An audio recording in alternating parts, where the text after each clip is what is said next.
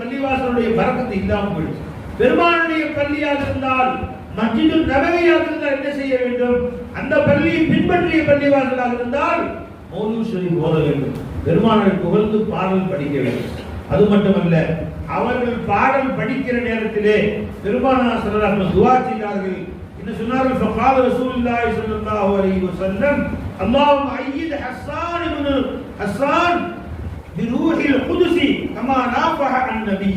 யா அல்லாஹ், எப்படி ஹஸ்ஸான் உன் நபியின் மீது சொல்லப்பட்ட பழியை துளைத்து பெருமானார் புகழை நிலைநாட்டுகிறாரோ, அதே போன்று நீ அவர்களுக்கு ஜிப்ரீல் அலைஹிஸ்ஸலாம் அவர்களை கொண்டு உதவி செய்வாயாக.